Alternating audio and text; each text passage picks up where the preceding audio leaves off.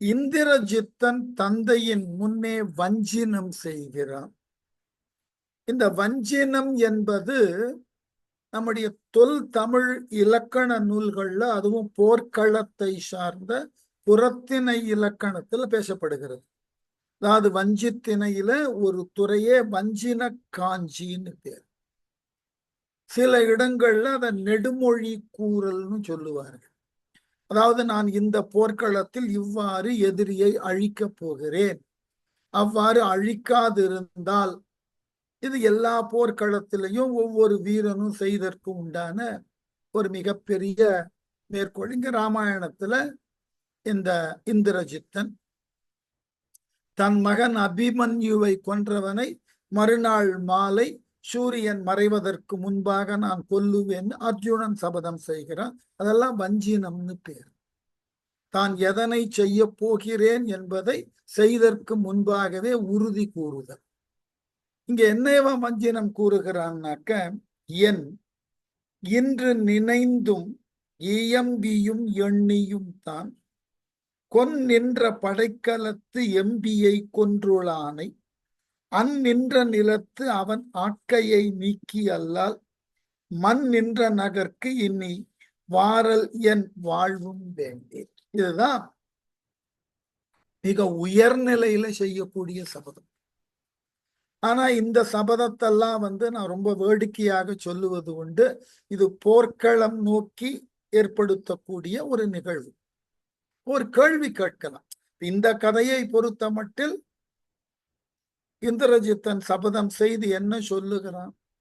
என் தம்பியை கொன்றவனை போர்க்களத்துல கொல்லுவேன், அப்படி கொல்லாது இருந்தேன் என்றால் மீண்டும் நான் நகருக்கு வரமாட்டேன், எனக்கு எந்த வாழ்வும் தேவையில்லை. இது அவனுடைய சபதம். இதை ஏற்கனவே நான் ஒரு முறை வேற ஒரு இடத்துல பேசியிருக்கேன், நம்ம ராமாயண வகுப்பிலேயே. தமிழ்ல புறநானூற்றுல ஒரு சில மன்னர்கள் இது போன்றதாகிய வஞ்சினத்தை செய்திருக்கிறார்கள்.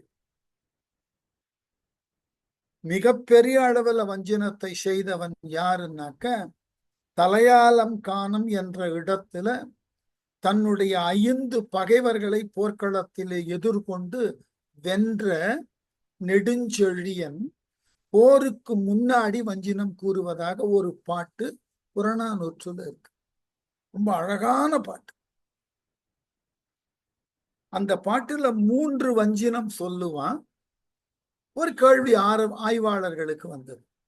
இவ்வாறு வஞ்சினம் கூறினானே, அவன் அந்த போர்க்களத்துல வெற்றி பெற்றதற்கு ஏதாகிலும் சான்று இருக்கிறதா?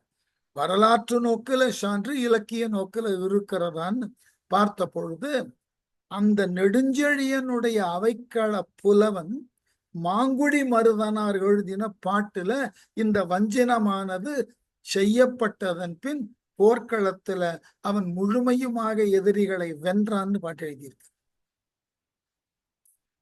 இதெல்லாம் தான் ஒரு போர்க்களம்னு சொன்னா அதுல வெறும் வீரம் என்கின்ற ஒன்று விவேகம் இல்லாமல் செய்யப்படுவதற்கு உரிய ஒன்று அல்ல. போர்க்களத்துல பண்டைய வீரர்கள் அனைவரும் களத்தினை ஒரு விவேகத்தின் இடமாக கொண்டே போர் செய்திருக்க. அது ரொம்ப பெரிய விஷயம். வீரமும் விவேகமும் ஒன்றாக வருதல் என்பது பெரிய விஷயம். அதை நாம மிகப்பெரிய அளவில் மதிக்கக்கூடியது. இந்த பாரம்பரியம் கம்பனுக்கு இருக்கிறதுனால இது போன்றதாகிய வஞ்சினத்தை இந்திரஜித்தன் செய்தானா என்று மூல காவியமான வால்மீகியில பார்த்தா இருந்திருக்கிறதுக்கு நியாயம் இருக்காது. ஏனென்றால் வடநாடுகள்ல போர்க்களம் என்பது வெற்றி ஒன்றை இலக்காகவே கொண்டு மேற்கொள்ளப்பட்டது. தென்னகத்துலதான் போர்க்களம் என்பது விவேகம் என்பதோடு போருக்கு ஒரு அறம் இருக்குன்னு கருதினார்.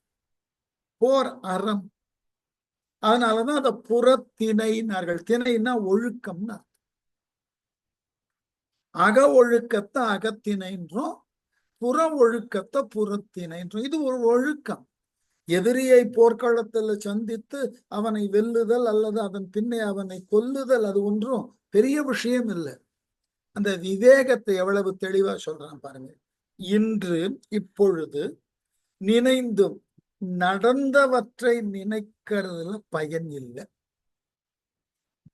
அடுத்த ஒரு வார்த்தை சொன்ன, இயம்பியும் உன்னை குறை சொல்றதுல இனிமே பயன் இல்லை.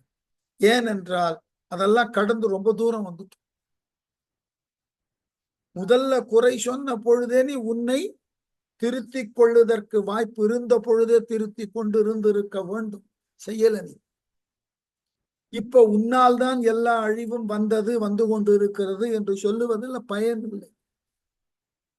அந்த நிலையெல்லாம் கடந்து வெகு தொலைவு நாம வந்துட்டோம். எப்பொழுது அசோகவனத்துல அக்ககுமரனை அனுமன் கொன்றானோ அப்பொழுதே அறிவுரை தொடங்கி ஆயிற்று.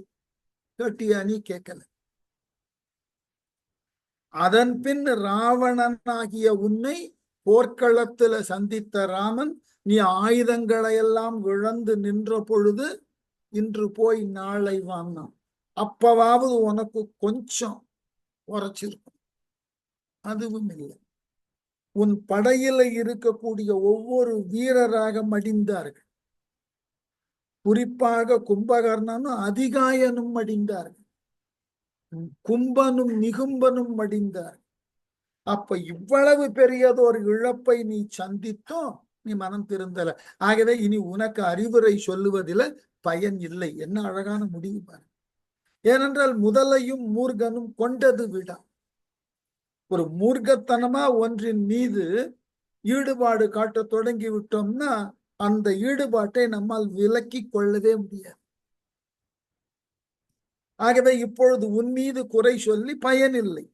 எண்ணியும் தான் எல்லாவற்றையும் சீர்தூக்கி பார்த்தாலும் விளையக்கூடிய பயன்தான் என்ன? ஒன்றும் கிடையாது. இனி இந்த போற தடுத்து நிறுத்துவதற்கு எந்த வழியும் கிடையாது. நீ சீதையை விட போவதில்லை. ராமன் யாரையும் அழிக்காமல் சீதையை மீட்கப் போவதும் இல்லை. ஆகவே கொன்னின்ற படைக்கலத்து எம்பியை கொல்லும் தொழில் நின்ற படைக்கலங்களை ஏந்திய என் தம்பியாகிய அதிகாயனை கொன்றுளானை கொன்றவனாகிய அவன் யாக்கையை அந்த இலக்குவனது உடலை அந்நின்று நிலத்து எந்த போர்க்களத்துல என் தம்பியை கொன்றானோ அதிகாயனை கொன்றானோ அதே போர்க்களத்துல அவன் கொல்றேன். நீக்கி அல்லால் அவன் உடலில் இருந்து உயிரை பிரிக்கின்றேன். மண் நின்ற நகருக்கு நிலை பெற்ற சிறப்பினை கொண்டுள்ள இந்த இலங்கை மாநகருக்கு இனி வாரலேன், இனி வரமாட்டேன், வாழ்வும் வேண்டேன். அதை செய்யாமல் எனக்கு வாழக்கூடிய வாழ்க்கையும் வேண்டாம். நான் செத்து போறேன். ஒன்று அவனை கொன்று வெற்றி பெற்று வர வேண்டும், இல்லை என்றால் வீர மரணம் எனக்கு போர்க்களம். இது என்னுடைய வஞ்சனை. வெங்கண் நெடு வானரத்தானையை வீற்று வீற்றாய் பங்கம் உற நூறி இலக்குவனை படேனேல் அங்கம் தர அஞ்சி என் ஆணை கடக்கலாத செங்கண் நெடுமால் முதல் தேவர் சிரிக்கையன். இது அப்படியே கம்பன் முன்பு நான் சொன்னேன் இல்லையா, பாண்டியன் நெடுஞ்செழியன். அங்கிருந்து இந்த கம்பனுக்கு சங்க இலக்கியம் பழக்கமா இருந்திருக்கணும். அதே நிலையில அந்த வஞ்சினத்தை எழுதுது. முதல்ல எனக்கு மரணம் சம்பவிக்கட்டும், அடுத்தது நான் இதுகாரும் யாரையெல்லாம் வென்றேனோ அவர்களெல்லாம் என்னை பார்த்து சிரிக்கட்டும். எப்படியா? வெங்கண் நெடு வானரத்தானையை கொடிய கண்களை உடைய பெரிய வானரப்படையை வீற்று வீற்றாயினா, வீற்றுனா கூட்டம், கூட்டம் கூட்டமாக அழிக்க போறேன். பங்கமுற நூறி துண்டுபட்டு அழியும்படி ஒருவரை விடாமல் கொல்லப் போகிறேன். இலக்குவனை படேனேல் என் தம்பியாகிய அங்க கொன்றவனை நான் கொல்லாமல் விட்டால், எம்பியை கொன்றவனாகியவனை நான் இந்த போர்க்களத்தில் கொல்லாது, அதிகாயனை கொன்றவனை நான் கொல்லாது விட்டால் அங்கம் தர அஞ்சி போரிலே புறமுதுகு காட்டிடாது மார்பு காட்டி நிற்பதற்கு என் ஆணை கடக்கலாத, என் ஆணையை மீற முடியாத செங்கண் நெடுமால் முதல் தேவர், சிவந்த கண்களை உடைய திருமாலை முதலாக உடைய அத்தனை தேவர்களும் என்னை சிரிக்க, என்னை பார்த்து ஏளனம் செய்யட்டும். எந்தெந்த தேவர்களையெல்லாம் நான் வென்று அடக்கினேனோ அவர்களெல்லாம் இன்றைய இப்போர்க்களத்தில் லக்குவனை அழிக்கவில்லை என்றால் அவர்கள் என்னை பார்த்து ஏளனமாக சிரிக்கட்டும். ஏன் தெரியுமா அந்த ஏளனம் என்று சொல்ல வருவிக்கிறேன்? தெய்வத்தன்மை வாய்ந்தவர்களால்,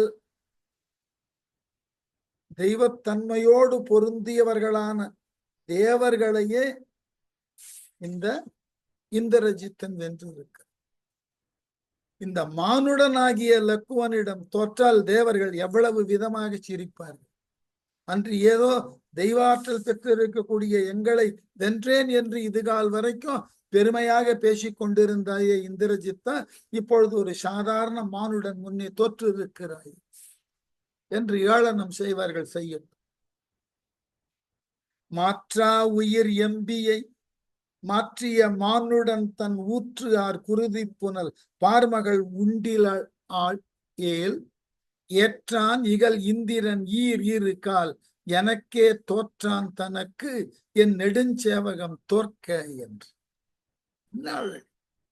மாற்றா உயிர் எம்பியை, பிறரால் எந்த காலத்தும் வெல்ல முடியாத, உயிரை நீக்க முடியாத என் தம்பியாகிய அதிகாயனை மாற்றிய மானுடன், அப்படிப்பட்ட அதிகாயனது உயிரை பெற்றவனாகிய, உயிரை எடுத்தவனாகிய மானுடனாகிய இலக்குவனை ஊற்று ஆர் குருதி புனல், அவன் உடலிலே ஊற்றென தோன்றக்கூடிய இரத்தமாகிய வெள்ளம் இந்த பூமியில் படவில்லை என்றால், பார்மகள் உண்டிலாள் ஏல், பார்மகளாகிய இந்த நிலமகள் உண்ணவில்லை என்றால், என்னால் எய்யக்கூடிய ஆயுதம் அந்த லக்குவன் மார்பை பிளந்து அங்கு ஊற்றென தோன்றக்கூடிய இரத்தம் இந்த பூமியில படணும், அதை இந்த நிலமகள் உண்ணவும்.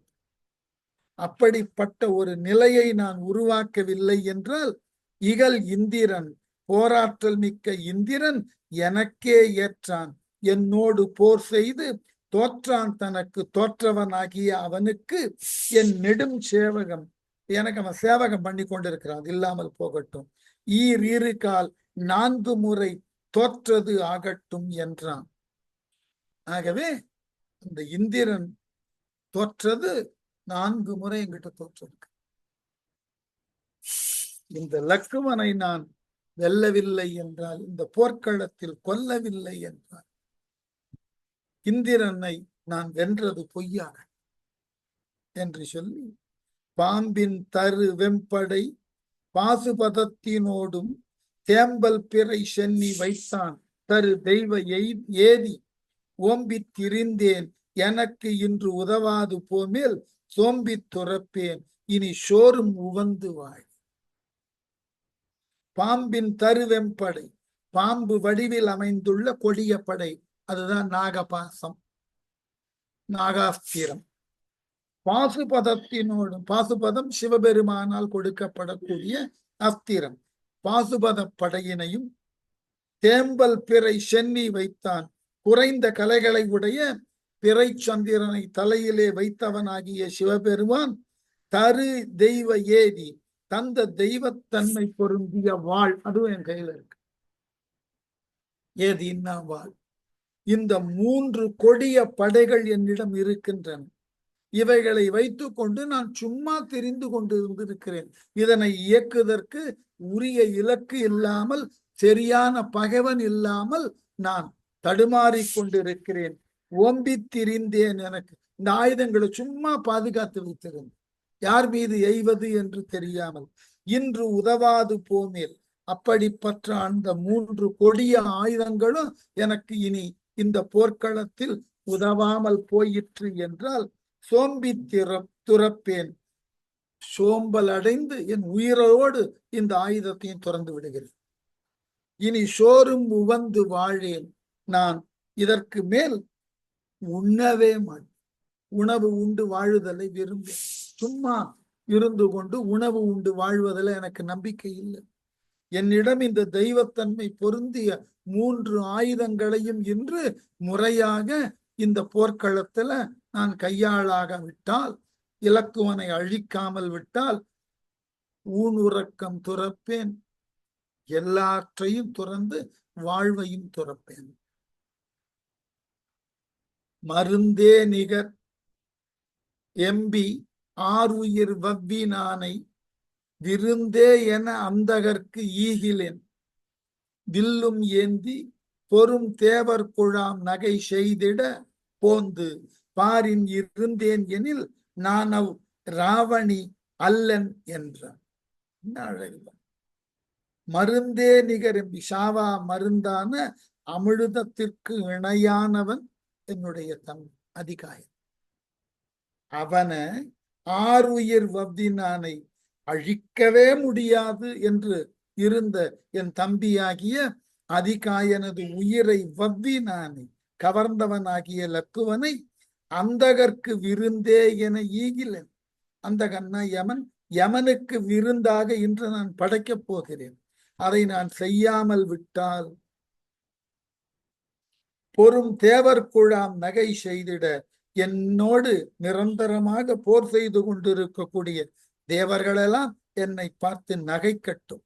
வில்லும் ஏந்தி, வில்லை கையிலே கொண்டு நான் பாரின் போந்து இருந்தேன் எனில், நிலத்தில் வில்ல கையில கொண்டு இந்த லக்குவனை அழிக்காமல் இருந்தேன் என்றால் அவர் ராவணி அல்லேன், அந்த ராவணனுடைய மகன் நான் இல்லை. ஆகவே இன்று அந்த போர்க்களத்தில் இலக்குவனை கொல்லுதல் உறுதி. அவ்வளவு பெரிய சபதம் பண்ணிட்டு சொல்லிட்டு, ஏகா இது செய்து எனது இன்னலை நீக்கிடு எந்தைக்கு ஆகாதனவும் உளவோ, எனக்கு ஆற்றலார் மேல் மா கால் வரி வெஞ்சிலையோடும் வளைந்த போது சேகு ஆகும் என்று எண்ணி இவ் அண்ணலின் சிந்தை செய்தி. ஏகா, ராவணன் இப்பதான் வாயை திறந்து இந்திரஜித்த பேசினான். இவ்வளவு நெடிய வஞ்சினத்தை பேசின உடனே ராவணனுக்கு ஒரு நம்பிக்கை வந்து, அதான் நான் சொல்லுவேன். ஏனென்றால் இதுவரைக்கும் ஒருவர் பின் ஒருவராக இழந்த நிலையில இருக்கிறான். இந்திரஜித்தன் நிலை தெரியாது. இந்திரஜித்தன் இவ்வளவு நீண்ட நெடிய வஞ்சனத்தை சொன்ன உடனே இந்திரஜித்தனை ஏறெடுத்து பார்த்தான். ஏகி இது செய்து லக்குவனை கொல்வதாகிய இந்த வேலையை முதல்ல செய். எனது இன்னலை நீக்கிடு, என்னுடைய துன்பத்தை போக்கிவிடு. அது எந்தைக்கு ஆகாதனமும் உளவு, எந்தை போன்றவனாகிய உன்னால் செய்ய முடியாத செயல்கள் ஏதாகிலும் உண்டா? ராவணன் இந்திரஜித்தனை தந்தைக்கு இணையா பேச, மகனை எந்தாயின்னு கூப்பிடுற வழக்கம் என்ன, பேரன் இல்லையா? ஆகவே எந்தாய் போன்றவனே, எனக்கு தந்தை போன்றவனே, இந்திரஜித்தனே, உன்னால் முடியாததுன்னு ஒன்று உண்டா? ஆகவே இவ் இன்னலின் எனக்கு ஏற்பட்ட இந்த துன்பத்தில், மக்களை இழந்தவனாகிய நான் இந்த துன்பத்தில் அலைக்கழிக்கப்பட்டு கொண்டிருக்கிறேன். எனக்கு ஆற்றலார் மேல் நீ பகைவர் மேல் சென்று மா கால் வரி வெஞ்சிலையோடும் பெரிய தண்டினை உடைய கட்டமைந்த கொடிய வில்லினை கொண்டு வளைத்த போது, அந்த வில்லை எதிரிகளை நோக்கி வளைத்த காலத்து சேகு ஆகும் என்று எண்ணி அந்த செயல் எனக்கு மனத்தினுக்கு ஓர் உறுதியை தரும் என்று எண்ணி பார்த்து சிந்தை செய்தேன், உன்னை போர்க்களத்திற்கு அனுப்புவதற்கு துணிந்து. உன்னாலதான் இந்த வெற்றியை கொண்டு தர முடியும் எனக்கு ஒரு தெளிவு இருந்தது. அதனாலதான் உன்னுடைய உறுதியான வில்லை கொண்டு போர்க்களத்திற்கு செல் என்று உன்னை நான் அனுப்பினேன், அனுப்புவதற்கு முன் வந்தேன் சொல்லி முடிச்ச உடனே இந்திரஜித்தன் தன்னை போர்க்களம் நோக்கி செல்லதற்கு உரிய அளவிலே அந்த வீரனுக்கு உரிய ஒப்பனைகளை கோலங்களை செய்து கொள்ளுகிறான். என்றானை வணங்கி இலங்கு அயில் வாழும் ஆர்த்திட்டு ஒன்றானும் அரா உருவா உடற்காவலோடும் பொன்தாள் கனையின் நெடும் புட்டில் புறத்து வீக்கி வன்தாள் வைரச் சிலை வாங்கினன் வானை வென்று என்றானை என்று இவ்வாறு தன் முன்னே தன்னை பாராட்டி கூறிய ராவணனை வானை வென்றான் வானுலகத்தில் உள்ள தேவர்களையெல்லாம் வென்றவனாகிய இந்திரஜித்தன் வணங்கி தந்தையை வணங்கினான். ஒன்றானும் அரா உருவா உடற்காவலோடு ஒன்றினாலும் அறுக்கவோ ஊடுருவி செல்லவோ முடியாத கவசம். போர்க்களத்துல அது ரொம்ப முக்கியம். அதுவும் இந்த தெய்வத்தன்மை வாய்ந்த கவசங்கள் பல உண்டு. அந்த காலத்துல இந்த போர்க்களங்கள்ல ஈடுபடக்கூடிய தலைமையான வீரர்கள் அரிய பல முயற்சிகள் செய்து போர்க்களத்தில் தங்கள் உடலை பாதுகாத்துக் கொள்வதற்கு உரிய கவசத்தை பெறுவார். அவர்களுடைய போர்க்களத்துல அவர்கள் எய்யக்கூடிய ஆயுதம் ஒரு 50 விழுக்காடுன்னா எஞ்சிய விழுக்காடு அவர்கள் தரித்துள்ள கவசம் அவர்களை காப்பாற்றும். பாரதத்துல துரோணர் அணிந்திருக்கக்கூடிய கவசத்தை யார் ஒருவராலும் உடைக்க முடியாது, ஒருவனை தவிர, அர்ஜுன். யாராலையும் உடைக்க முடியாது. ஏனென்றால் அப்படிப்பட்ட அளவிலே ரகசிய பூட்டுகளை உடையது. அந்த பூட்டுகளை போன்ற நாம பார்க்கிறோம் இல்லையா நவீன தொழில்நுட்பத்தில் எல்லாம், புல்லட் ப்ரூஃப் கார்ஸ், அதே மாதிரிதான். இந்த மாதிரி ஒரு கார்ல அமையப்பெற்று இருக்கக்கூடிய உலோகங்கள், அதே மாதிரி போர்க்களத்துல எல்லாம் பாத்தீங்கன்னா இந்த கமாண்டோஸ் எல்லாம் இருக்காங்க இல்லையா, அவங்களுக்கு எல்லாம் பாத்தீங்கன்னா they used to wear bulletproof jackets. ஒரு சாதாரண விஷயம். நம்ம ஊர்ல எல்லாம் நம்ம பிரதமரோ அல்லது பிரசிடென்ட்டோ காரை விட்டு இறங்கும் போது உடனே அந்த பிளாக் கோட் போட்டுட்டு இருக்கக்கூடிய ஒரு 6-7 பேர் கையில ஒரு பிரீஃப் கேஸ் மாதிரி எடுத்துக்கொண்டு இறங்குவதை பார்த்திருக்கலாம். முடிந்தால் வருங்காலத்துல பாருங்கள். அது பிரீஃப் கேஸ் இல்லை, அது ஒரே மாதிரி எல்லார் கையிலையும் இருக்கும், ஒரு 8 பேர் கையில இருக்கும். அது பிரீஃப் கேஸ் இல்லை, அது புல்லட் ப்ரூஃப் ஹோல்டர்ஸ். யாரேனும் துப்பாக்கியில சுட ஆரம்பித்தால் சட்டென்று இவர்கள் முன்னுக்கு வந்து அந்த போல்டரை பிரித்து அப்படியே ஒரு கூடு போல நின்று விடுவார்கள். அந்த பிரதமரை சுற்றியோ அல்லது பிரசிடென்ட்டை சுற்றியோ அந்த புல்லட் அவர்கள் மேல படாது. அந்த ப்ரூஃபை துடைத்து கொண்டு அந்த உள்ள இருக்கிறவர் ஒண்ணும் பண்ண முடியாது. பார்த்தீர்கள்னா தெரியும். இதெல்லாம் இந்த காலத்துல மானுட கவசம்.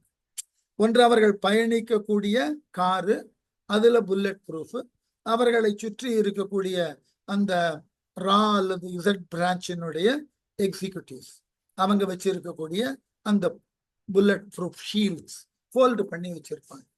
இதெல்லாம் தேவைன்னு அந்த காலத்துல இந்த மாதிரியான துப்பாக்கிகள்லாம் கிடையாது இல்லையா, வேலும் வில்லும் தானே.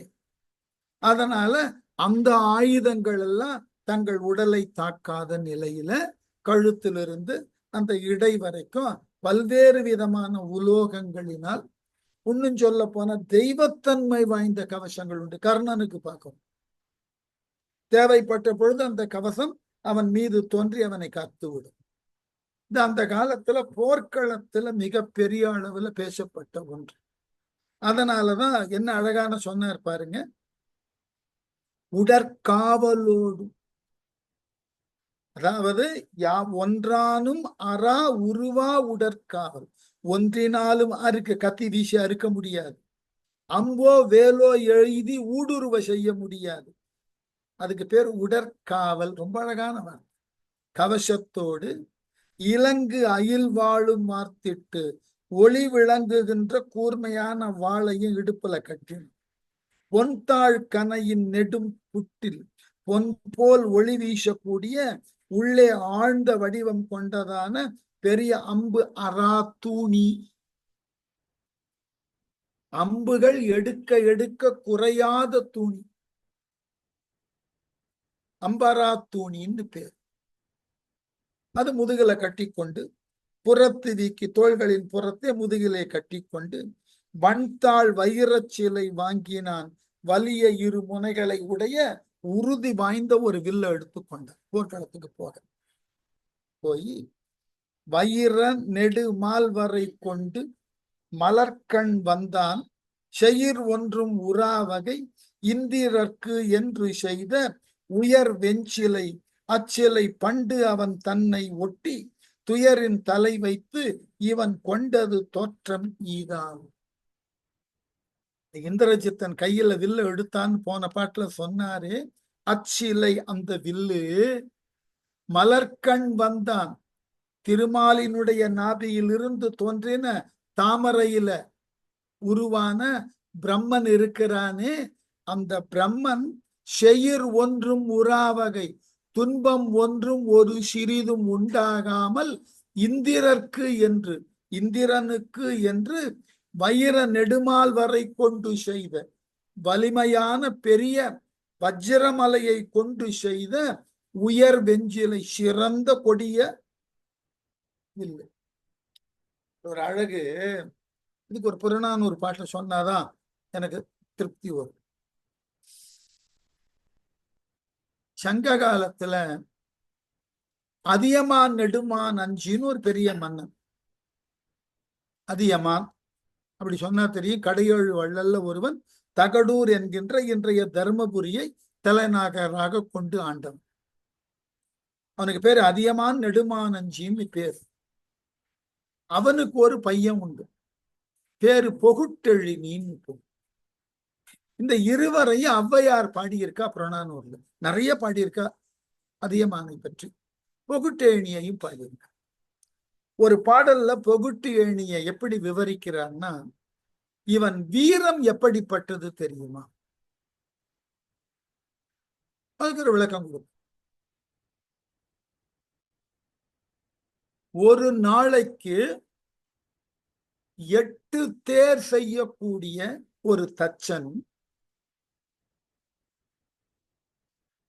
ஒரு மாதமெல்லாம் முயன்று ஒரு தேரின் ஒரு சக்கரத்தின் ஒரு காலை மட்டும் கடைந்து செய்தான் என்றால் அந்த கால் எவ்வளவு உறுதியா இருக்கும்? காலுன்னா ஆரக்கால். தேரோட சக்கரம் பார்த்திருப்பீங்க. இதுல நம்முடைய சைக்கிள் சக்கரம் மாதிரி நடுவுல ஹப் இருக்கும். ஹப்புல இருந்து வரக்கூடிய ஸ்போக்ஸுக்கு பேரு ஆரம்னு பேரு. அந்த மாதிரி ஒரு தேர்ல 8 ஆரம் 12 ஆரம்னு இருக்கும். அந்த ஒரு ஆரத்தை செய்தற்கு 1 மாத நேரம் எடுத்து கொண்டான். எப்படிப்பட்ட தச்சன்? ஒரு நாளைக்கு 8 தேர் செய்யற. அப்படி என்றால் அந்த ஆரத்தின் உறுதிப்பாடு எப்படி இருக்கும்? அது போல் பொகுட்டேணி. அதே போல இங்க சொன்ன இந்திரனுக்குன்னு பிரம்மன் வஜ்ரமலையை கொண்டு செய்த வில்லு எவ்வளவு உறுதியா இருக்கும். அதாவது நீங்க ஒரு ஆயுதத்தை தயாரிக்கிறீர்கள்னா யாருக்கு, யாரால், எதனை கொண்டு, இந்த 3 சொல்லும் போதே அந்த ஆயுதத்தோட மரியாதை தெரியும், படைத்தவன் சிறப்பு தெரியும், யாருக்கிட்ட அது போய் இருக்குன்ற உயர்வு தெரியும். இப்படிப்பட்ட அந்த வில்ல, சிறந்த கொடிய வில்லை பண்டு முன்பு அவன் தன்னை துயரின் தலை வைத்து ஓட்டி அந்த இந்திரனை துன்பத்தினுக்கு உள்ளாக்கி தோற்று ஓட செய்து அவங்கிட்ட இருந்து பறித்து வில்லது. இந்திரஜித்தன் அவ்வளவு பெரிய ஆளா இருப்பான். இவன் கொண்டது இந்த இந்திரஜித்தன் பறித்து கொண்ட வில்லாகும் தோற்றம் நீரால். அதுதான் இந்த வில்லோட வரலாறு. இந்த வில்ல எடுத்துட்டு பாசுபதாஸ்திரத்தையும் நாகாஸ்திரத்தையும் வாளையும் கொண்டு லக்குவனை எதிர்க்க போருக்கு போறான். இதை பார்க்கும் போதே நமக்கு ஒரு அச்சம் வரும். இவ்வளவு பெரிய வில்லு, அதுல கையாளப்படக்கூடிய அம்புகள் இத்தகையன, இதை எப்படி இலக்குவன் தாங்க போகிறான்? இப்பவே கவலை ஆரம்பிச்சு. அதுதான் அந்த எந்த ஒரு விஷயத்திலையும் ரசிக்கக்கூடியது எதுன்னா, ஒரு நிகழ்விற்கு உண்டான விபாவம் ரொம்ப முக்கியம். பேக்ரவுண்ட்.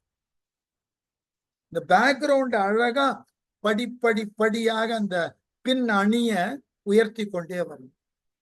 இந்திரஜித்தன் வீரம், இந்திரனை வென்றவன், இறைவனாகிய சிவபெருமானிடம் பாசுபதத்தை பெற்றவன், நாகாசுரத்தை பெற்றவன், கையில் இருக்கிற வில்லு, படிப்படியா அவனுடைய வீரத்தையும் அவன் கண் உண்டான உரத்தையும் சொல்லக்கூடிய பகுதி. அடுத்தது இன்னும் முடியல இந்திரஜித்தனுடைய ஒப்பனை.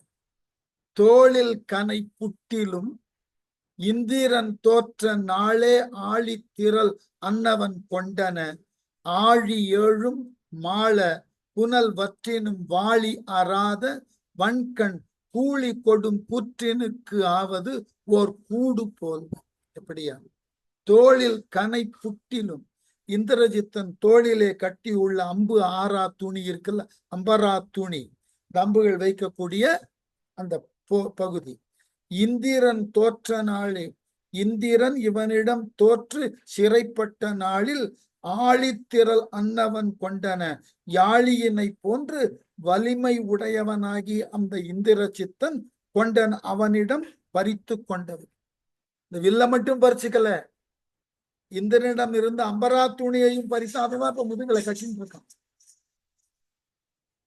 ஆழி ஏழும் மாள புனல் வற்றினும், கடல்கள் ஏழும் ஒரு துளி நீர் இல்லாமல் முழுவதுமாக வற்றி போனாலும் போகலாம். ஆனால் வாளி அறாத இந்த அம்பரா துணியிலிருந்து எடுக்க எடுக்க அம்பு குறையாது, வந்து கொண்டே இருக்கும். குறையாத வன்கண் கூலி கொடிய கண்களை உடைய பேய்களுக்கும் கொடும் கூற்றினுக்கும் யமனுக்கும் ஆவது ஒரு கூடு போல்வ பிணங்களையும் உயிர்களையும் உணவாக தருகின்ற ஒரு கூண்டு போல இருக்கிறதா அந்த அம்பரா தூண். எத்துணை ஆயிரம் வீரர்கள் வந்தாலும் இதிலிருந்து அம்புகள் எடுத்து எடுத்து எய்து கொண்டே இருக்கு. நம்ம செல்வத்துக்கு தான் அந்த மாதிரியான சொற்களை கையாளுவோம். சங்க நிதி, பதும நிதி, இவைகளிலிருந்து எடுக்க எடுக்க, அல்லது பாரதத்துல பார்க்கக்கூடிய அமுத சுரபி, எடுக்க எடுக்க உணவு குறைய. அதனால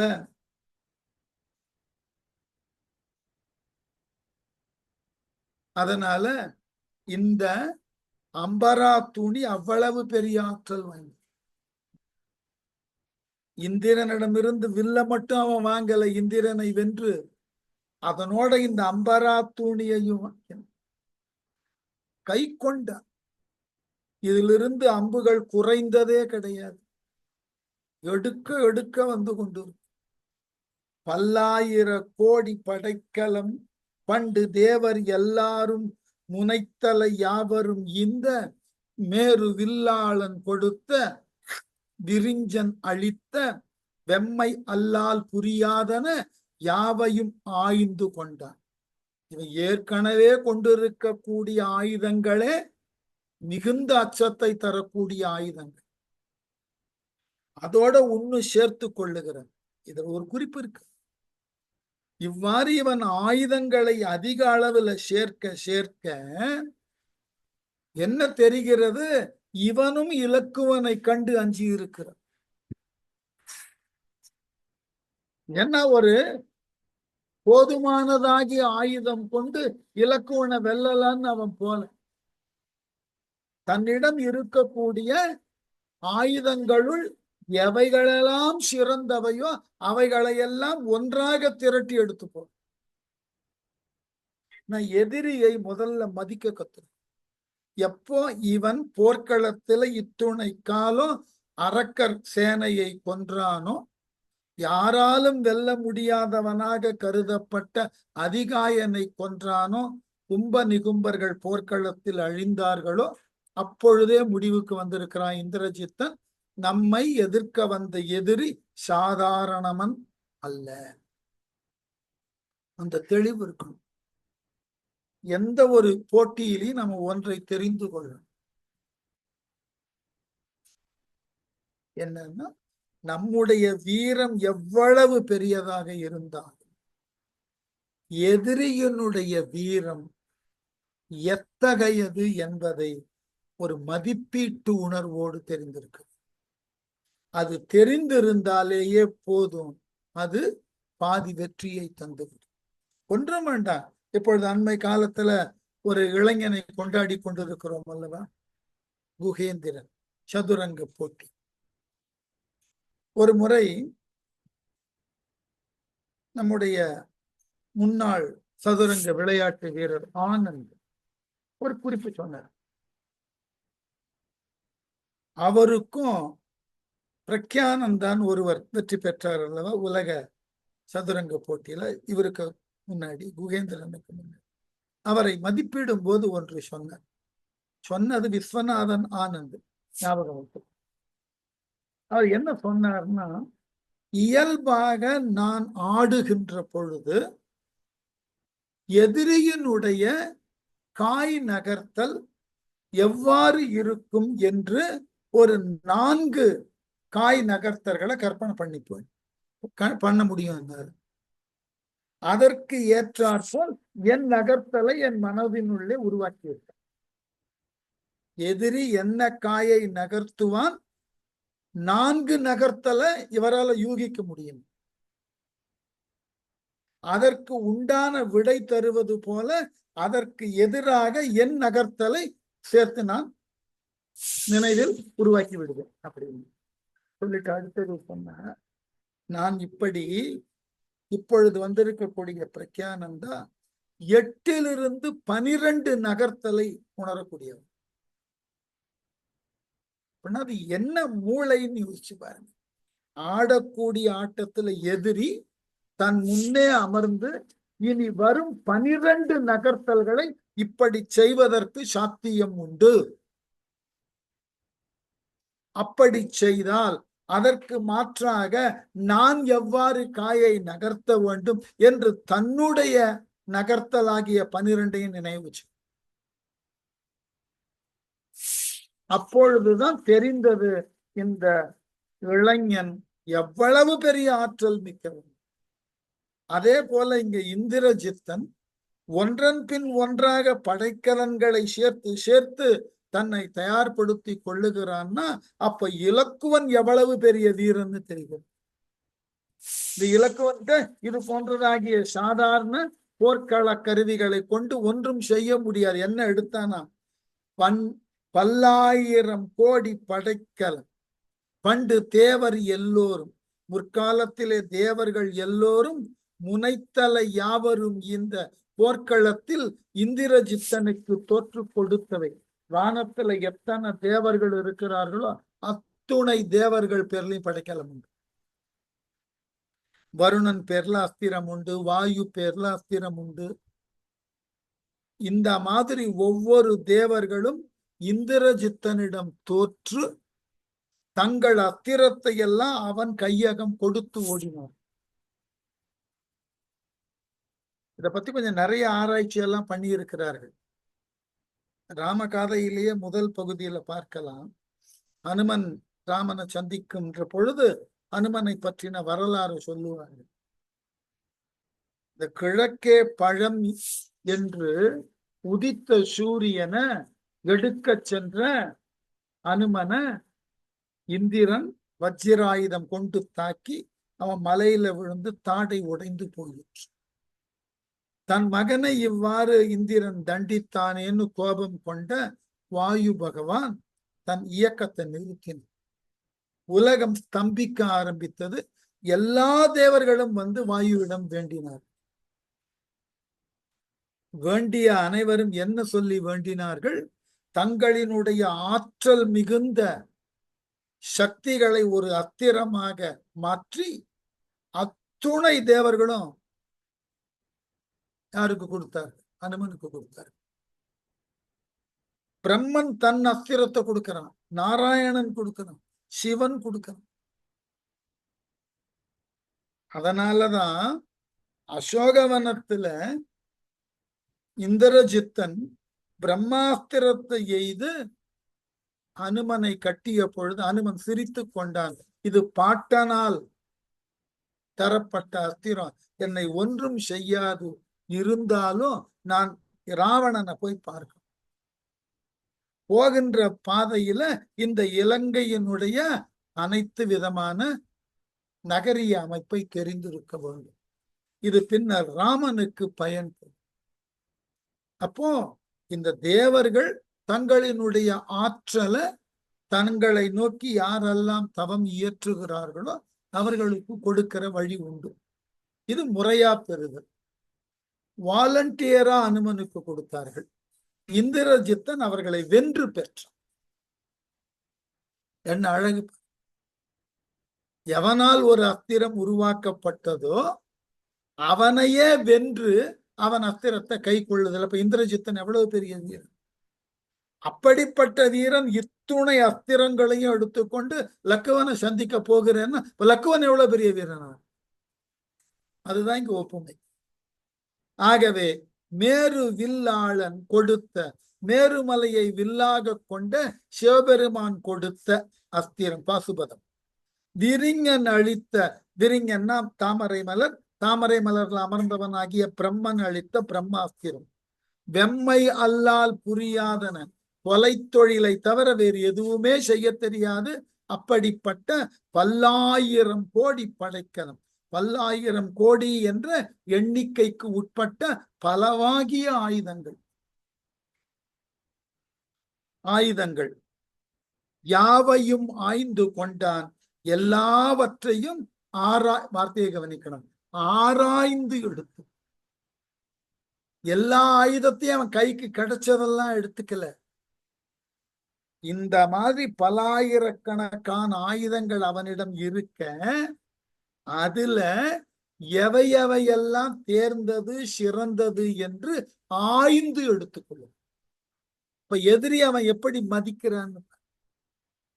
அடுத்து 100,000 யாழியின் நோன்மை தெரிந்த சீயத்து ஏறாம் அவை அன்னவை 1000 பூண்டது என்ப மாறாய் ஓர் இலங்கை நிகர்ப்பது வானுளோரும் தேராதது மற்ற அவன் ஏறிய தெய்வ மாத்தேர். தேருக்கு ஒரு அவ்வளவு பெரிய விளக்கம். அவன் ஏறிய தெய்வ மாத்தேர், அந்த இந்திரஜித்தன் ஏறிய தெய்வத்தன்மை பொருந்தியதோர் பெரிய தேர் இருக்கு. அது எப்படியா? 100,000 யாழியின் நோன்மை தெரிந்து, 100,000 யாழிகளினது வலிமையை தனித்தனியாக அன்னவை அவை 1000 ஏறாம் சீயத்து. அப்படிப்பட்ட தொகுதியாகிய 1000 ஆண் சிங்கங்கள், 1000 ஆண் சிங்கங்கள் அவன் தேரை இழுத்து வருகிறது. ஒவ்வொரு ஆண் சிங்கமும் 100,000 யாழிகளினது பலத்தை பெற்றது. அப்போ நினைச்சு பாருங்க, அந்த தேரினுடைய வேகம், தேரினுடைய அளவு, அவைகளை அந்த தேரினை இழுத்து வரக்கூடிய சிங்கத்தின் ஆற்று. ஒவ்வொரு சிங்கமும் 100,000 யாழியின் வலிமையை பெற்றது தனித்தனியா. அப்படிப்பட்ட 1000 ஆண் சிங்கங்களினை கொண்டு பூட்டப்பட்ட தேரு பூண்டது என்ப மாறாய் ஓர் இலங்கை நிகர்ப்பது. ரொம்ப அழகு. இலங்கை நகரே ஒரு தேராக உருவாக்கப்பட்டால் எப்படி இருக்கும்? அவ்வளவு பெரிய தேரா. இப்ப எவ்வளவு ஆயுதங்கள் வைக்கணும் அதுல. இப்ப இவனது உருவம் எவ்வளவு பெரியது. இந்த தேர் புறப்பட்டு வர்றத பார்த்தா இலங்கையே எழுந்து வருவது போல. வானுளோரும் தேராதது, தேவர்களுக்கும் இந்த தேரினது ரகசியம், இந்த தேரினது தன்மை இணைத்து என்று தெரிய முடியும். அந்த காலத்துல இருந்த தொழில்நுட்பங்களினது நுணுக்கம். நீங்க சில வரலாறுகளை எல்லாம் படித்தால் உண்மை புரியும். சங்க காலத்திலிருந்து நமக்கு மிகப்பெரிய அளவு தொடர்பு உடைய மற்றொரு நாடு எதுனா யவனர்கள் நாடு. இன்றைக்கு கிரேக்கம் என்றும் ரோமானிய தேசம் என்றும் சொல்லக்கூடிய ரோம், எகிப்து, இந்த மூன்றில் இருந்தும் நமக்கு மிகப்பெரிய அளவுல பொருள்களும் வந்து சேர்ந்தன. அந்த நாட்டினது வீரர்களும் அவர்களது தொழிலாற்றலும் நமக்கு கிடைத்தது. யவனர்களால் கட்டப்பட்ட தேர் பட்டினப்பாலை பேசுகிறது. யவனர்களினுடைய போர்க்கருவிகள் சங்க இலக்கியத்துல பல இடத்துல இருக்கு. யவனர்கள் கட்டப்பட்ட கோட்டைகள் அவ்வளவு நுணுக்கமாக பலவாகிய ஆயுதங்களை தங்கள் உள்ளே தாங்கி நிற்கும். பிறருக்கு தெரியாது, எது எவ்வாறு இயங்கும் தெரியாது. இதை பற்றின பிளைனியினுடைய குறிப்பு இருக்கு, காலனியின் குறிப்பு இருக்கு. மிக பெரிய அளவுல இதனை பற்றியெல்லாம் அவர்கள் விவரித்திருக்கிறார். காரணம் என்னன்னா, அன்றைக்கு நகர காவல் என்பது அந்த நாட்டினது ஒட்டுமொத்த மக்களினை காத்தல் என்பது. அதனால்தான் ஒவ்வொரு நகரமும் பெரிய பெரிய கோட்டை சுவர்களை கொண்டு கட்டப்பட்டு. நம்ம ஊர்ல ஆங்கிலேயர்களால் கட்டப்பட்ட கோட்டைய பார்த்து பிரமிக்கிறோம். Saint George fort. மாறாக அதற்கு முன்பு நம்ம தமிழ் மன்னர்கள் கட்டின கோட்டைகள் இருக்கு. இன்றைக்கும் போய் இந்த திண்டிவனத்திலிருந்து திருவண்ணாமலை போகும் பாதையில செஞ்சிக்கோட்டை இருக்கு. போய் நகர அமைப்பை பாருங்க, பிரமிக்க கூடியதாக இருக்கு. அவ்வளவு பெரிய மலையில கோட்டைகளை உருவாக்கி, அழகான மதிலை உருவாக்கி, அது உள்ள நுழைஞ்சிங்கன்னா அது ஒரு பெரிய நகரம் போலவே காட்சி அளிக்கக்கூடிய அளவினுக்கு அப்படிப்பட்ட ஒரு அமைப்பை உருவாக்கி இருக்கிறார். அது அந்த காலத்துல இருந்த ஆற்றல். அது போல இவன் ஏறி வந்த தேர் இப்படிப்பட்ட ஆற்றல். இவனது தேரினது தகுதியும் சிறப்பும் தேவர்களாலேயும் அறிய முடியாது. அப்படிப்பட்ட நுணுக்கமான தொழில்நுட்பங்களோடு பல்வேறு விதமான ஆயுதங்களை தன்னகம் மறைத்து வைத்துக் கொள்ளக்கூடிய அளவினுக்கு உரியதானதோர் தேர். அதனால அவன் ஏறிய தெய்வ மாத்தேர், தெய்வத்தன்மை வாய்ந்ததும் அளவில் பெரியதுமாகிய 1000 சிங்கங்களை கொண்டு இழுக்கப்படுவதுமாகிய தேர். பொன் சென்று அறியா உவன தனி புள்ளினுக்கும் மின் சென்று அறியா மழுவாளன் விடைக்கும் மேல் நாள் பின் சென்றது அல்லது ஒரு பெரும் சிறப்பு உற்ற போதும் முன் சென்று அறியாதது 3 உலகத்தினுள்ளும். தேருக்கு என்ன விளக்கம் கொடுக்கிறார் பாருங்க. பொன் சென்று அறியா, அந்த தேர் நிறத்தினால் பொன்னும் உவமை என்று கூற முடியாது. தங்கத்தை காட்டிலும் மின்னக்கூடிய தேர். உவன தனி புள்ளினுக்கும், நாரணன் ஏறி வருகிறானே தனிப்புள் ஒப்பு உயர்வு அற்ற புல்லாகிய பறவை கருடன். அந்த கருடனுக்கு இணையாக மின் சென்று அறியா மழுவாளன் விடைக்கும், மின்னலை போன்று மின்னக்கூடிய மழுப்படையை தன் கையகம் கொண்டுள்ள சிவபிரானினுடைய வாகனமான ரிஷபம் காளைக்கும் மேல் நாள் பழைய முன்னொரு காலத்துல பின் சென்றது அல்லது அவைகள் தோற்று போய் முன்னால் ஓடிய பொழுது அவற்றை துரத்தி கொண்டு பின்னால் சென்றதே அல்லாம். எப்படி அவர்களுடைய 2 வாகனமும் இந்த இந்திரஜித்தன் தேருக்கு முன்னாடி நிக்காம ஓடி போச்சு. அவைகளை துரத்தி கொண்டு இந்த தேர் போச்சு. ஒரு பெருஞ்சிறப்பு உற்ற போதும் ஒப்பற்ற பெரும் சிறப்பை பெற்ற காலத்தில் கூட 3 உலகத்தினுள்ளும் முன் சென்று அறியாத, தோல்வி அடைதலை அறியாத ஒப்பற்ற தேர் இவனுடைய. 3 உலகத்துல இருந்த எவ்வளவு பெரிய வீரர்களும் அவர்களினுடைய வாகனங்களை இது தோற்று ஓடச் செய்து எல்லாவற்றினையும் விரட்டிய தேர். ஏயா தனிப்போர் வழி காட்டிய இந்திரன் தன் ஷாயா பெரும் ஷாய்கட தாம்புகளால் தடம் தோள் போய் ஆர்த்தவன் வந்தனன் என்று பூசல் பேய் ஆர்த்து எழுந்து ஆடு நெடும் கொடி பெற்றது அம்மா. சேலரி அனுப்பிச்சிட்டு.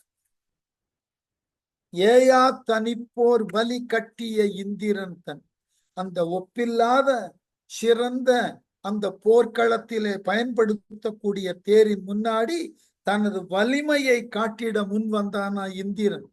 அப்படிப்பட்ட இந்திரனது ஷாயா பெரும் ஷாய்கட, அழிய இயலாத பெரிய வீரத்தை உடைய அந்த இந்திரனது வீரமும் அழியக்கூடிய அளவினுக்கு தாம்புகளால் தடந்தோள் போய் ஆர்த்தவன் மாயத்தனமான கயிறுகளை வீசி அந்த அகன்ற தோள்களை உடைய இந்திரனை போரிலே வென்றவனாகிய இந்திரஜித்தன் வந்தான் என்று போர்க்களம் நோக்கி வந்தான் என்று பூசல் பேய் ஆர்த்து எழுந்து ஆட பேரொலியை செய்யக்கூடிய போர்க்களத்தில் உள்ள பேய்களெல்லாம் ஆரவாரத்தோடு ஆடக்கூடிய அளவினுக்கு நெடுங்கொடி பெற்றது அம்மா. இந்த தேர் தன் மேல பெரியதோர் கொடியை பெற்றவன். அந்த கொடியை பார்த்த உடனே போர்க்களத்துல இருந்த பேய்களெல்லாம் ஆகா இந்திரனை வென்ற இந்திரஜித்தன் வந்து விட்டான் என்று இவைகள் ஆரவாரம் செய்தன. செதுகை பெரும் தானவர் ஊனொடும் தேய்த்த நேமி மன்னிக்கணும் தேய்த்த நேமியது கைத்திசை யானையை ஓட்டியது என்னலாமே மதுகை தடந்தோள் வலி காட்டிய வானவேந்தன் முதுகை தழும்பு ஆக்கிய மொய் ஒளி மொட்டது அம்மா. செதுகை பெருந்தானவர், மேலும் அந்த தேர் இருக்கு இல்லையா, பொறுதலை செய்த பெரிய அசுரர்களுடைய அரக்கர்களோடும் இந்திரஜித்தன் போர் செய்த காலத்து ஊனொடும் தேய்த்த நேமியது, உடம்புகளை தனது சக்கரங்களால் நிலத்தோட நிலமா வச்சு தேய்ச்சது. அத்துணை அரக்கர்கள் மேல ஓடி அவர்களை எல்லாம் கொன்றது அந்த தேர். மதுகை தடந்தோள் வலி காட்டிய, வெற்றி பெற்ற தன்னுடைய பெருந்தோள் வலிமையை காட்டி போர் செய்த வானவேந்தன் முதுகை தழும்பு ஆக்கியது. இந்திரன் முதுகுல ஓடி அவன் முதுகுல இந்த தேரின் சக்கரம் தழும்புகளை ஏற்படுத்தின. மொய் ஒளி மொட்டது, நிறைந்த ஒளியை கொண்டுள்ள மொட்டு போல், தேருக்கு நடுவில் இருக்கிற மொட்டு போல் உறுப்பை உடையது. கைத்திசை யானையை ஒட்டியது என்னலாமோ அம்மா, இத்துணை சிறப்பு பெற்றிருப்பதினால் துதிக்கைகளை உடைய திசையானைகளை வென்று விரட்டியது இந்த தேர் என்று கூறினாலும் பொருத்தமானது. அப்படிப்பட்டதோர் தேர். அத்தேரினை ஏறியது ஒப்பன 1000 தேர், ஒத்து எய்வன சேதமதாய் வர உள்ளம் வெம்போர் பித்து ஏறினன் என்ன நடந்தனன் பின்பு அலால் மற்று எத்தேவரையும் முகம் கண்டு அறியாத ஈட்டான். எத்தேவரையும், எந்த ஒரு தேவர்களையும் எதிர்க்க நிற்க இயல விடாது தோற்று ஓடச் செய்ததால் பின்பு அலால் மற்று அவர்களினது முதுகை மட்டுமே பார்த்து பழகினவனா இந்திரஜித். இன்னும் எவ்வளவு பெரிய, எந்த தேவர்களும் இவனை பார்த்தவுடன் ஆயுதங்கள்ல போட்டு ஓடுவார்கள். அப்படி தோற்று ஓடின தேவர்களினது முதுகை மட்டுமே பார்த்து பழகியவன். முகம் கண்டு அறியாத, தன்னை எதிர்க்க வந்த எந்த தேவர்களினது முகமும் இவனுக்கு தெரியாது. எவனை எதிர்த்து நின்றதில்லை.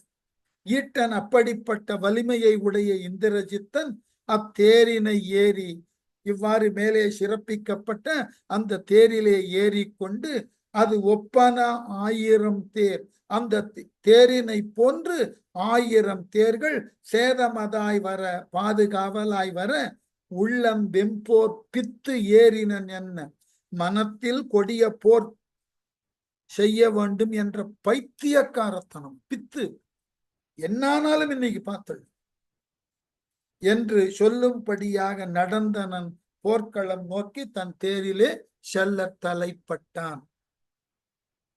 அண்ணானோடு போயின தானை அளந்து கூற என்னால் அரிதேனும் இயம்பு வான்மீகன் எனும் நல் நான் மறையான் அது 40 வெள்ளம் என்ன சொன்னான் பிறர் யார் அகுது உணர்ந்து தொகுக்க வல்ல. கம்பனுக்கு ஒரு பெரிய நமஸ்காரம் பண்ண வேண்டிய இடம். என்ன அழகு பாருங்க, ஒன்றை விவரிக்க எப்படிப்பட்ட மேற்கோளை காற்று. இப்படிப்பட்ட இந்திரஜித்தன் போன அந்த போர்க்களத்துல அவன் ஏறி சென்ற தேரை வர்ணித்த கம்பன், அப்படிப்பட்ட தேரிலே ஏறி இந்திரஜித்தன் செல்ல அது போன்றதாகிய 1000 தேர்கள் இவன் பின்னே புடைசூழ, அதற்கு பிறகு எத்துணை 1000 வீரர்கள் வந்தார்கள்னு கேட்ட பொழுது கம்பன் சொன்னா எனக்கு சொல்ல தெரியலேன். எப்படியா, அண்ணானோடு, இப்படிப்பட்ட இந்திரஜித்தனோடு போயின தானை, பின்னாடி தொடர்ந்து போர் செய்தற்கு போன தானை படையின் பிரிவு கூற என்னால் அரிதேனும், என்னால முடியாதுன்னா கம்பன், என்னால முடியாது. அவ்வளவு பெரிய படையை நான் பார்த்ததில்லை, என்னால சொல்ல முடியல.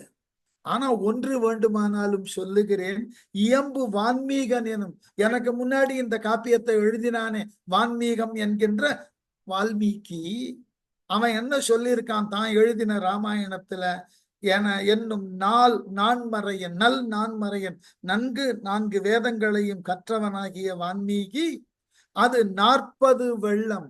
இந்திரஜித்தன் பின்னாடி போன படையினது எண்ணிக்கை 40 வெள்ளம் என்று சொன்னான். அப்படி சொன்னதுனால பிறர் யார் அகுது உணர்ந்து தொகுக்க வல்லார். அப்படி அவன் சொன்னதுக்கு அப்புறம் யார் இந்த இந்திரஜித்தன் பின்னாடி போன படைய எண்ணி சொல்ல முடியும்? வால்மீகியே 40 வெள்ளம்னு சொல்லிட்டான். அதுக்கு மீறி இதை யாருன்னா எண்ணி சொல்ல முடியுமா? என்னால முடியாது, என்னால் மதிப்பிட முடியாது. அவ்வளவு பெரிய படைப்பெருக்கு அத வால்மீகி 40 வெள்ளம்னு சொல்லியிருக்கார். அதை அப்படியே ஏத்துக்குங்க, ஏன்னா என்னால முடியாது.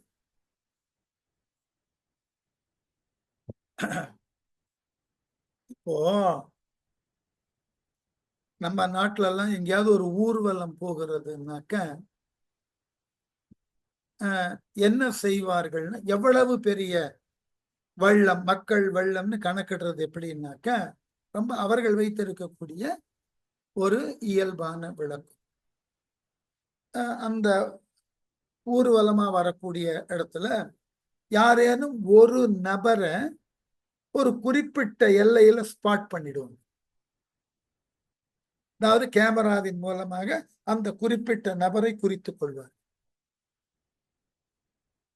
அந்த நபர் தொடர்ந்து அந்த ஊர்வலத்துல நடந்து கொண்டே வருவார். ஒரு இலக்கை அவர் கடக்கின்ற பொழுது மீண்டும் ஸ்பாட் பண்ண. இந்த ரெண்டுத்துக்கு இடைவெளியான கால நேரம் இருக்கு இல்லையா, அதை வைத்துக் கொண்டு இத்துணை எல்லை தூரத்தை ஒருவர் கடக்க இவ்வளவு நேரம் எடுத்துக் கொள்ளுகிறார்கள் என்றால், அப்ப எவ்வளவு மக்கள் வெள்ளம் இருக்கும்? அப்ப நடந்து வந்த மொத்த தூரத்தையும் கணக்கிட்டால் இந்த மக்களினது தொகை எவ்வளவு அதிகம்னு ஒரு கணக்கெடுப்பாரு. இது ஒரு முறை. கம்பன் எந்த அளவுகோலுக்கு போயிட்டான்? வால்மீகிக்கு போயிட்டான். என்னால முடியாதுப்பா, எனக்கு சொல்ல தெரியல. இந்திரஜித்தன் பின்னாடி போன படையினது எண்ணிக்கை என்னால கெஸ் பண்ண முடியல. ராமாயணம் நடந்து முடிஞ்சதுக்கு அப்புறம் தானே எழுதுறாங்க. ஆனா எனக்கு முன்னாடி வாழ்ந்த கவிஞன் வால்மீகி 40 வெள்ளம் தான் வச்சுக்கோ, அவ்வளவு. அதுக்கு மேல எல்லாம் போய் ஆராய்ச்சி எல்லாம் பண்ணிட்டு இருக்காது. அகுது உணர்ந்து தொகுக்க வல்லார் யார்? அந்த சேனையின் அளவை அறிந்து தொகுத்து உரைக்க வல்லவர்கள் வால்மீகனை தவிர வேறு யாராலடா முடியும்? ஆனா பார்த்து எழுதினாங்க. அதான் புராணம் சொல்ற விளக்கம். ராம அவதாரம் நடக்க போகிறது, அதை நீ பார்த்து எழுதுன்னு தான் நாரதர் சொல்றார் இல்லையா? அதனாலதான் சீதை 2வது முறை காட்டுக்கு கொண்டு வந்து விடப்பட்ட போது வால்மீகி ஆசிரமத்துலதான் அவன் தங்குறான். அதனால வால்மீகி ராமாயண காட்சியோடையே இருந்தவர், சரியா? அதனாலதான் இந்த குறிப்பை கம்பன். அதுல பல பேர் சொல்லுகிறார்கள், அதாவது ராமாயணம் எல்லாம் எப்படி சார் நம்புறது, ராமாயணம் மகாபாரதம். சில நேரங்கள்ல நாம சிலவற்றை தவறுதலாக புரிந்து கொள்ளுகிறோம். ஆங்கிலத்துல சொல்லுகிறார்கள் அல்லவா, இன்டர்பிரேஷன். இதனால வந்த வேணை. எல்லாரும் கேட்கறது என்னன்னா, இவர் நம்ம தசரதன் 60,000 ஆண்டுகள் ஆண்டார். எப்படி சார் முடியும்? 60,000 எண்ணிக்கை ஆண்டுக்குள்ள எப்படி சார்? அவ்வளவு காலமெல்லாம் மனிதர்கள் வாழ முடியும். இதுக்கு கொஞ்சம் இலக்கியம் தெரிஞ்சிருக்கணும். அந்த இலக்கியத்திற்கு காவலாக வரக்கூடிய இலக்கணம் தெரிஞ்சிருக்கும். ஏன்னாக்க இலக்கியம் என்பது ஒரு கவிஞனினுடைய கற்பனை. அந்த கற்பனை மீ உயர் நிலையில சில நேரம் செயல்படும். இப்ப நம்ம பார்த்து கொண்டே வருகிறோம். மீ உயர் நிலை அப்பதான் அந்த காட்சியினுடைய அந்த பருமம்ன்றது புரியும். இது ஒரு இமேஜ். ஆனா உண்மையை எப்படி பார்ப்பதுன்னாக்க இலக்கணத்துக்குள்ள போகணும். உதாரணம், இப்ப ஒருத்தர் ஒரு நல்ல இசை கச்சேரிய பாடுறார், கேட்கிறோம். அது எப்படி இருந்தது அப்படின்னு கேட்டாக்க, கோடி கொடுத்தாலும் இந்த மாதிரி பாட முடியாது சார் அப்படின்னா அந்த இடத்துல அவர் உயர்வாக பாடினார். அந்த கோடி என்பது நம்முடைய அளவுல தெரிந்த பெரிய எண்ணளவு, அவ்வளவு.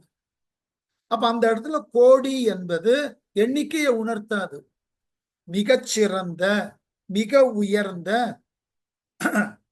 அப்படின்ற பொருள்ல கொடுத்துரும். வேற ஒரு இடம் சொல்ற,